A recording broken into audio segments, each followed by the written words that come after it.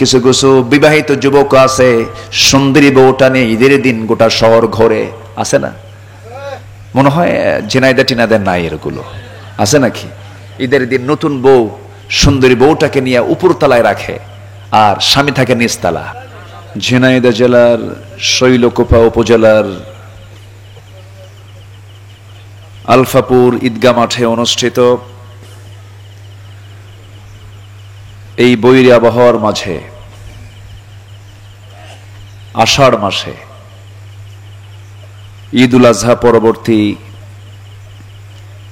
এমন সুন্দর একটা আয়োজন। কিছু কিছু বিবাহিত যুবক আছে, সুন্দরী বউটা নিয়ে ঈদের দিন গোটা শহর ঘোরে, আছে না? মনে হয় ঝিনাইদা টিনাদের নাই এগুলো, আছে নাকি? ঈদের দিন নতুন বউ সুন্দরী বউটাকে নিয়ে উপরতলায় রাখে আর স্বামী থাকে নিচতলা। যাররা হলো এমন একটা পরিমাণকে বুঝায় যা খালি চোখে দেখা যায় না, খালি চোখে যা দেখা যায় না সেটাই হলো যাররা।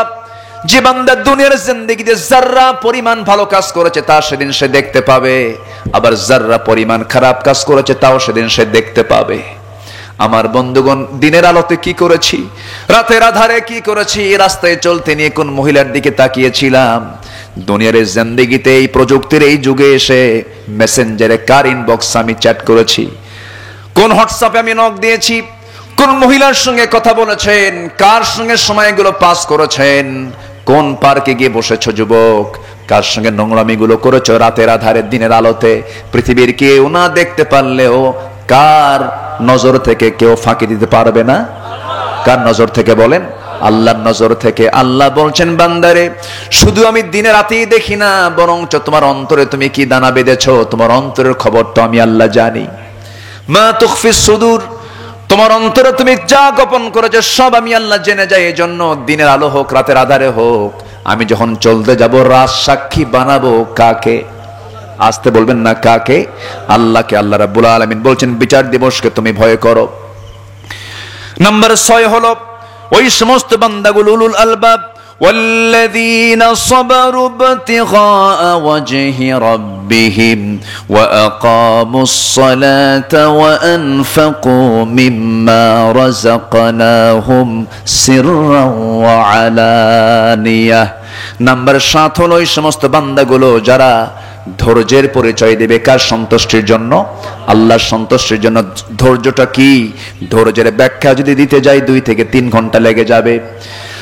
সবরু আলা তাআহ, সবরু আনিল মাসিয়াত, as-সবরু আলাল ইকদার।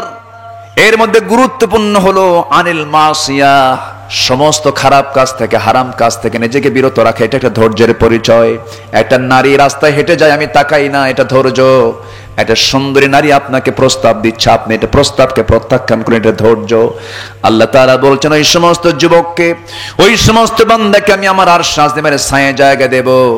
যে যুবককে একটা সুন্দরী সম্ভ্রান্ত পরিবারের নারী তাকে প্রেমের প্রস্তাব দিয়েছে, সে বলল, ইন্নী আখাফুল্লাহ, আমি আল্লাহকে ভয় করি। আল্লাহ বলছেন, আমি তোকে আমার আরশ আজিমের ছায়ায় জায়গা দিয়ে দেব। যুবক, তোমাকে অনেক অফার করবে, তোমার সামনে অনেক ফিতনা চলে আসবে, তুমি তাকাবে না, সেই সমস্ত হারাম কাজের দিকে যাবে না, হারাম রিলেশন করবে না। আবার দেখবেন কিছু কিছু বিবাহিত যুবক আছে, সুন্দরী বউটা নিয়ে ঈদের দিন গোটা শহর ঘোরে, আছে না? মনে হয় ঝিনাইদা টিনাদের নাই এগুলো, আছে নাকি? ঈদের দিন নতুন বউ সুন্দরী বউটাকে নিয়ে উপরতলায় রাখে আর স্বামী থাকে নিচতলা। উপরতলা নিচতলা মানে হচ্ছে ওই যে এখন কিছু কিছু হুন্ডা বেরোইছে না, যে R1 না কি 1 কি বলে, R1 5 আছে না কি 6 আছে, তো দেখবেন এটার নিচতলা হচ্ছে সামনে ড্রাইভার, ও নিচতলায় থাকে আর বউটাকে উঠায় দেয় কোন তলায়? উপরতলায়। মানে উপরতলায় দিয়ে রাখে আর বলে যে গোটা দুনিয়াবাসী আমার বউটা দেখো, আছে কিনা বলেন?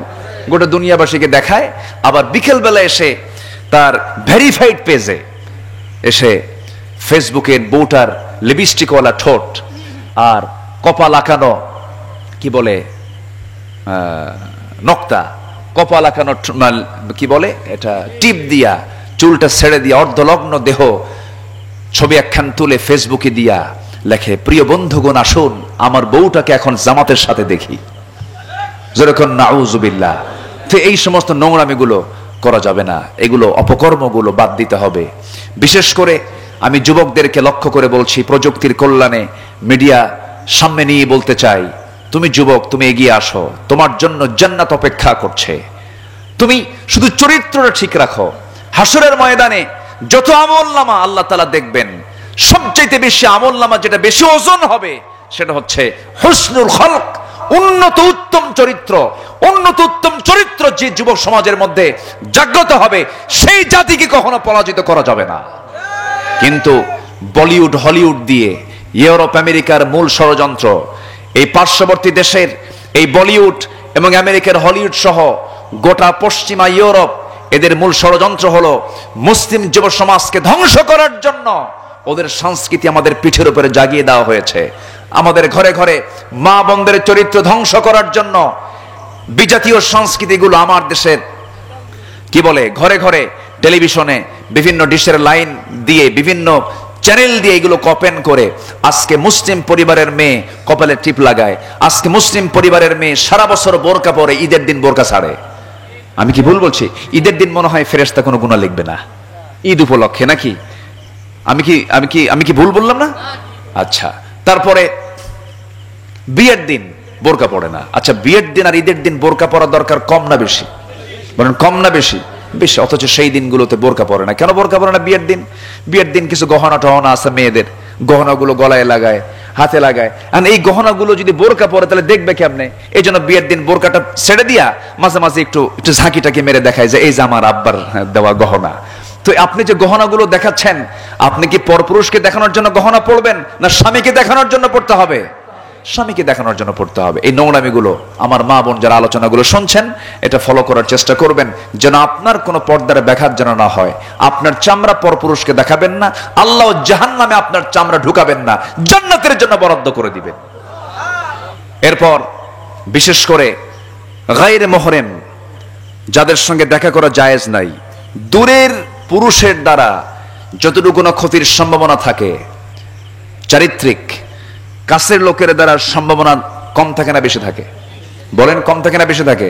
বিশেষ করে চাচাতো ভাই, মামাতো ভাই, খালাতো ভাই, দেবর, আর কি ফুফাতো ভাই। আচ্ছা, যত ভাই আছে এগুলো কি বিপদ না নিরাপদ?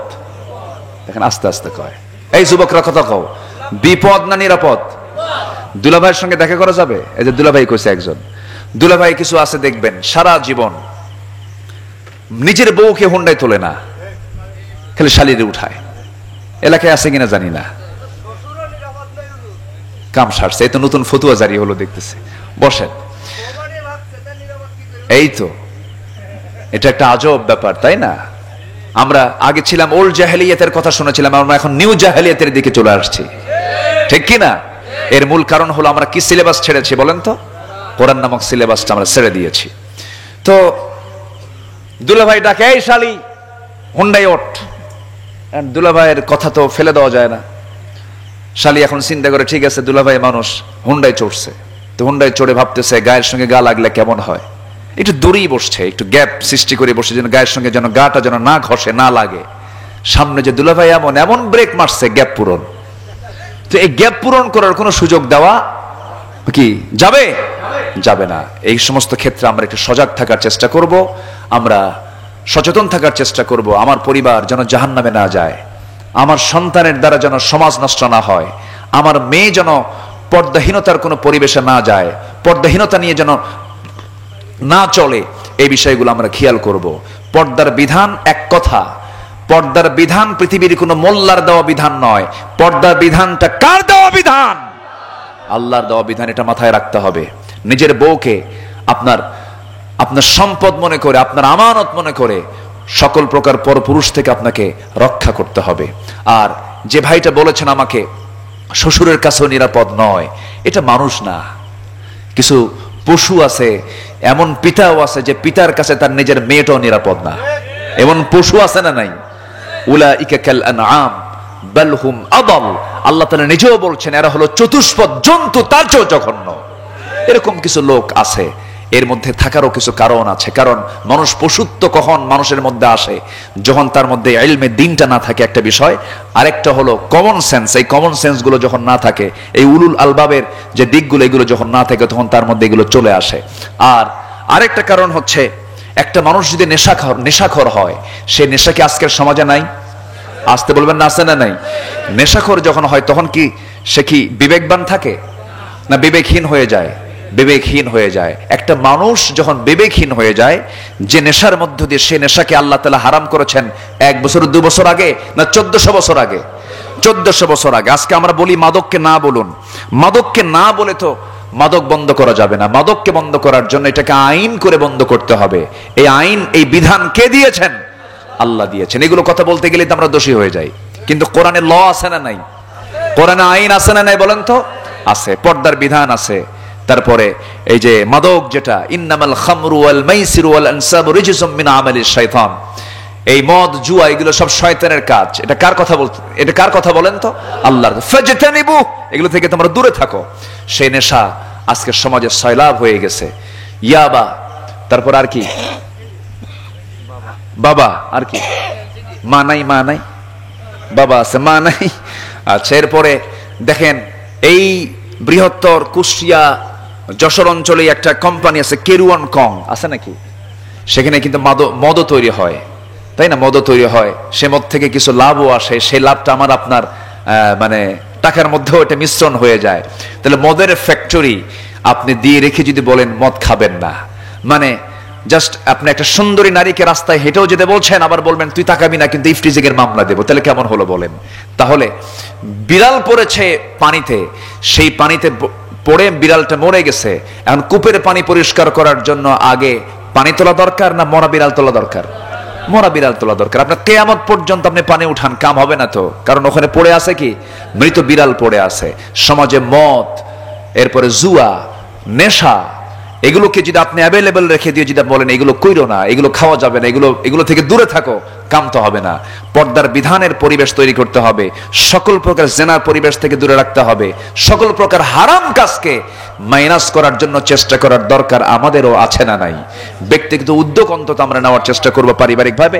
আল্লাহ তাআলা সবাইকে এগুলো বোঝার তৌফিক দান করুন। জোরে বলি আল্লাহুম্মা আমিন। আচ্ছা সম্মানিত ভাইয়েরা, নাম্বার 8 হলো নামাজ কায়েম। নাম্বার 9 হলো বসেন, সরি, নাম্বার 7 হচ্ছে নামাজ কায়েম করা, ওয়া আকামুস সালাহ। নাম্বার 8 হচ্ছে সিররা ওয়া আলানিয়া, গোপন প্রকাশ্যে কার পথে দান করা? আসতে বলেন, গোপন প্রকাশ্যে কার পথে দান করা? গোপনেও দান করব, প্রকাশ্যেও দান করব। এই দানকে বেশি পছন্দ করেন কে? সিররা ওয়া আলানিয়া। আল্লাহ তাআলা বলছেন যারা এই গোপন এবং প্রকাশ্যে যারা দান করবে, আল্লাযীনা ইনফিকুনা ফিস সাররা ওয়াদ দাররা ওয়াল কাযিমিনাল গায়য ওয়াল আফিনা আনিন নাস আল্লাহু ইউহিব্বুল মুহসিনিন। ওখানে আল্লাহ তাআলা বলছেন যারা সচ্ছল অসচ্ছল অবস্থায়। আল্লাহ তাআলা আবার এখানে বলছেন যারা গোপন এবং প্রকাশ্যে যারা দান করবে এরা হচ্ছে উলুল আলবাব, বিবেকবান। বলি আলহামদুলিল্লাহ।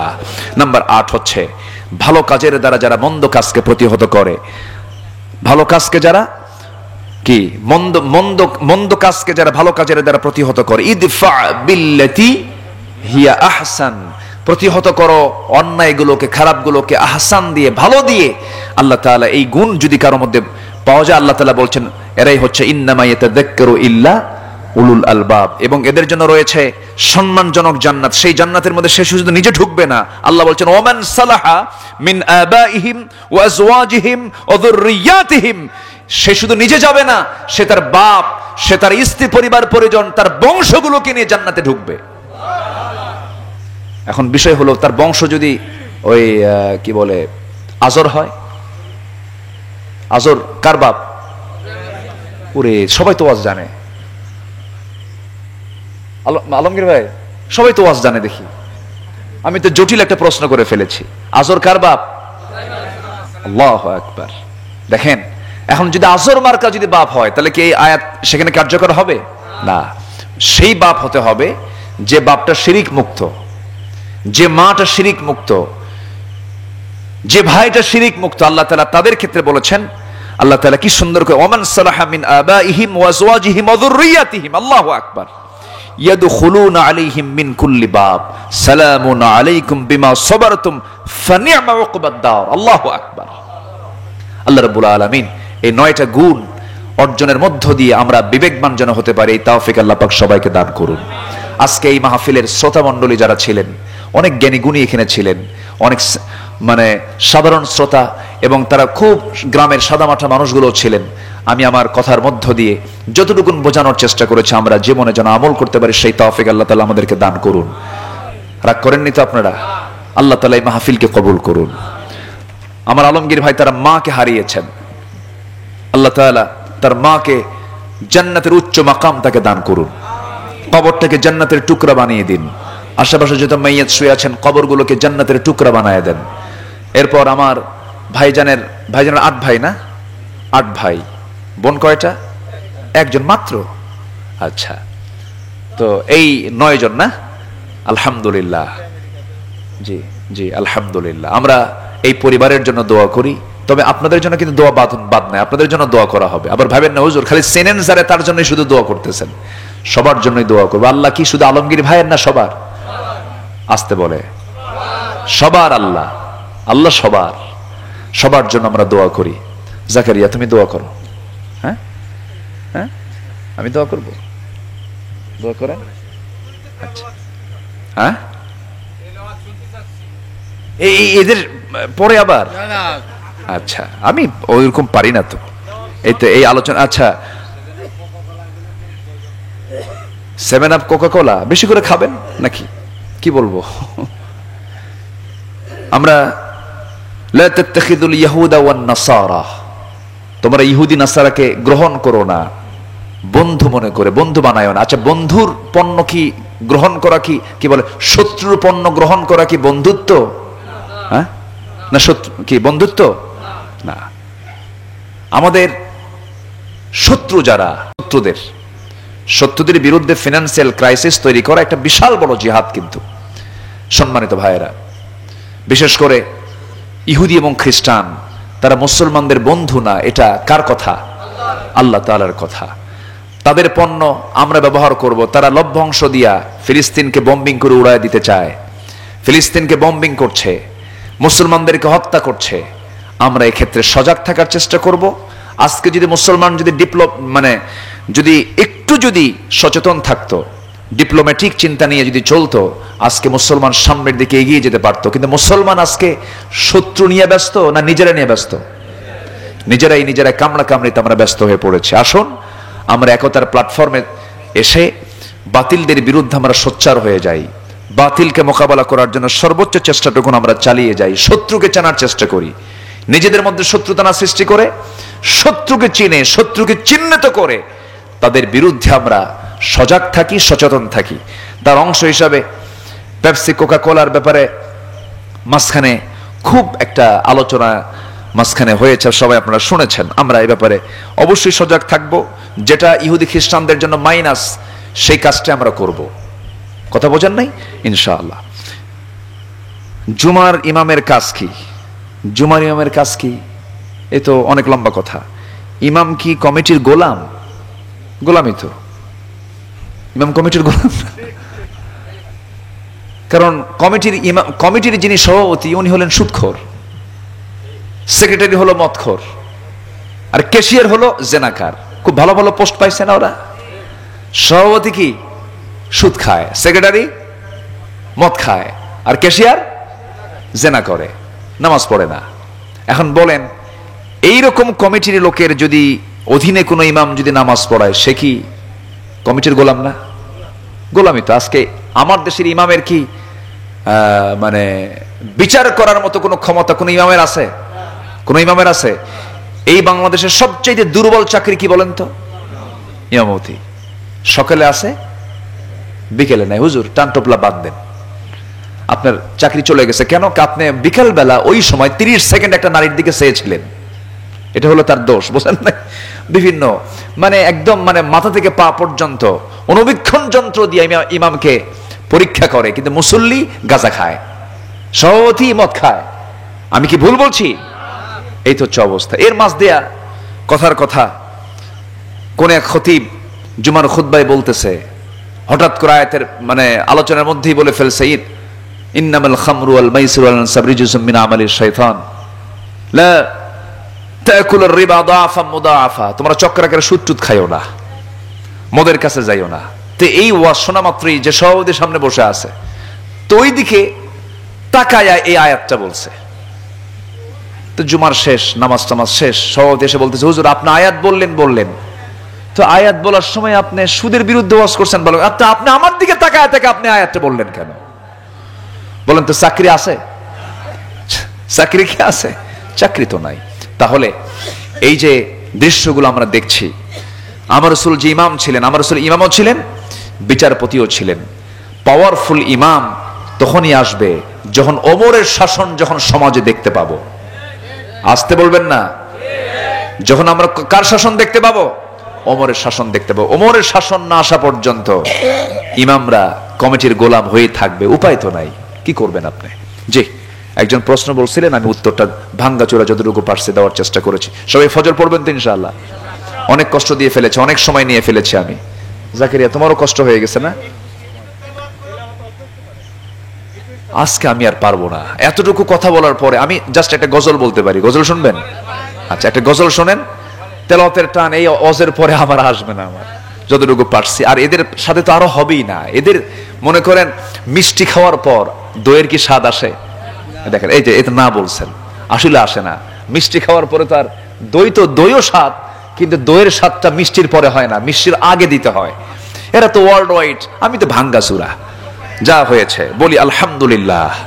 আমাদের প্রিয় বন্ধু হচ্ছেন মুহাম্মদ সাল্লাল্লাহু আলাইহি ওয়াসাল্লাম। রাসূলকে নিয়ে আমি একটা গজল আমি বলতে চাচ্ছি। এটা আমার না, লিখেছেন যিনি দুনিয়া থেকে বিদায় নিয়েছেন। আমি তার প্রচন্ড ভক্ত, মরহুম মকবুর। এই এলাকারই সন্তান বলবো আমি, এই বেল্টেরই সন্তান, যদিও বিভাগটা এক, বাগেরহাটের সন্তান। মরহুম মকবুর মতিউর রহমান মল্লিকের লেখা, যেন তিনি রাসূলকে খুব কাছে নিয়ে গজলটা তিনি লিখেছেন। সে কোন বন্ধু বলো বেশি বিশ্বস্ত, সে কোন বন্ধু বলো বেশি বিশ্বস্ত, কার কাছে মন খুলে দেয়া যায়, কার কাছে সব কথা বলা যায়, হওয়া যায় বেশি আশ্বস্ত, তার নাম আহমদ বড় বিশ্বস্ত, আহমদ বড় বিশ্বস্ত, যে জন কখনো ব্যথা দিতে জানে না, যে জন কেবলি মুছে দেয় বেদনা। ঠিক কি না? রাসূল কি কাউকে ব্যথা দিয়েছেন? যে জন কখনো ব্যথা দিতে জানে না, যে জন কেবলি মুছে দেয় বেদনা, হৃদয়ের হাহাকার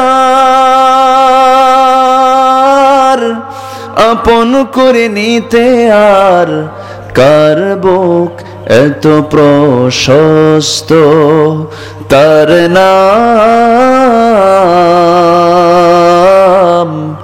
আহমদ বড় বিশ্বস্ত। মহানবী বলে তারে কেউ বা ডাকে, আমি ডাকি প্রিয়তম। মহানবী বলে তারে কেউ বা ডাকে, আমি ডাকি প্রিয়তম। সে আমার ধ্যান, ভালোবাসা, প্রেম, মধুময় মনোহর স্বপ্ন সম, যে জন করুণার অনুপম উপমা, যার মতো মরমি কোথাও আর মিলে না, যে জন করুণার অনুপম উপমা, যার মতো দরদি কোথাও আর মিলে না, জীবনের আঙিনায় আবাদ করে দিতে আর কার বুক এত প্রশস্ত, তার নাম আহমদ বড় বিশ্বস্ত। সে কোন বন্ধু বলো বেশি বিশ্বস্ত, কার কাছে মন খুলে দেয়া যায়, কার কাছে সব কথা বলা যায়, হওয়া যায় বেশি আশ্বস্ত, তার নাম